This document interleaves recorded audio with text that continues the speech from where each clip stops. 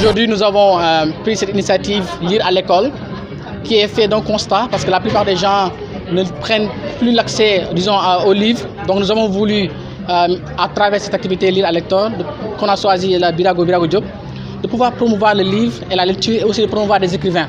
Aujourd'hui, nous avons mis la promotion d'Ibrahima Kane, qui est un écrivain qui a écrit Les Danses de l'Esprit, et aussi Seynabou Kane, qui est aussi une écrivaine, jeune écrivaine, qui a écrit Les Persiennes ouvertes. Donc ce programme entre dans le cadre d'une vision globale de la PLL, qui est une structure collective, comme j'ai dit, d'écrivains du Sénégal et de la sous-région.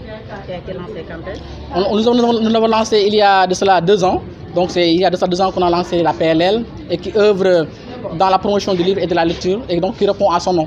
Est-ce qu'on peut avoir une idée des activités que vous avez organisées jusque-là? Depuis la création, nous sommes lancés dans la promotion du livre. Donc nous avons eu à organiser l'activité phare, c'était la CDC. Donc la CDC, c'est une activité de cérémonie de dédicace collective.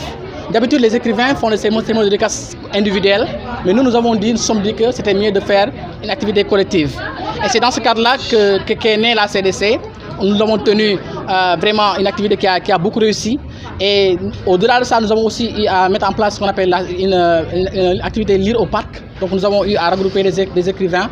On est allé au parc de Anne et on a pris du temps pour lire. Et c'est un peu pour, disons, faire revivre la lecture, faire revivre le livre dans le quotidien des lecteurs. Parce que c'est un peu la philosophie de la PLL, c'est de faire revenir le livre dans le quotidien des lecteurs. Est-ce que vos activités, vous comptez décentraliser également vos activités au niveau des régions? Absolument, parce que comme on s'est dit, le livre, c'est pas seulement à Dakar.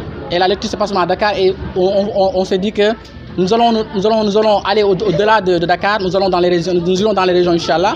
Et cela signifie que les régions doivent nous attendre, parce que nous irons là-bas dans les mois à venir. Et c'est pour un peu décentraliser ce concept. Parce que lire à l'école, comme on l'a si bien dit, c'est une activité qui fait la promotion du livre dans les écoles. Et je pense qu'on n'a pas seulement d'écoles à Dakar. Nous avons des écoles à Matam, à Fatick, dans les autres régions du Sénégal. Et Inch'Allah, nous serons là-bas afin de promouvoir le livre et la lecture.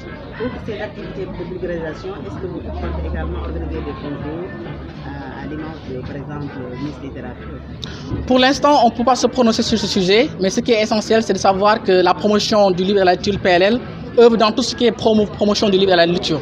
Donc, si ça nécessite le fait de faire un concours afin de primer les élèves, mais les meilleurs lecteurs, nous le ferons. Mais il faut savoir que le concept principal de la PLL, c'est de promouvoir le livre et la lecture partout où le besoin se fera. Aujourd'hui, au lieu de lire, ça donne beaucoup plus à la lecture avec les NT. C'est fort d'un constat parce que je pense que même l'activité d'aujourd'hui entre dans ce cadre-là. Donc quand on dit lire à l'école, donc c'est lire et nous avons apporté des livres, des œuvres et nous avons d'une part aussi fait la promotion des écrivains que je pense qui sont d'éminents écrivains, à savoir Rabi Sédou Diallo, qui n'est plus à présenter au Sénégal, aussi c'est Dieynaba Sarr, qui n'est aussi plus à présenter au Sénégal. Ce sont des icônes pour nous de la littérature que nous devons vulgariser. Au-delà de faire la promotion des écrivains qui ne sont pas du Sénégal, nous on s'est dit qu'on va prendre des écrivains sénégalais, on va les promouvoir et nous allons aussi, comme je dis, faire la promotion d'autres écrivains. Donc vous aurez à voir durant nos prochaines séances, nous allons aussi inviter d'autres écrivains. Pourquoi pas même inviter Rokhaya Aïdara, qui est aussi une écrivaine à ne plus présenter au Sénégal. Et donc c'est un peu dans ce cadre-là en fait, quand dans disons, la logique de la PLL.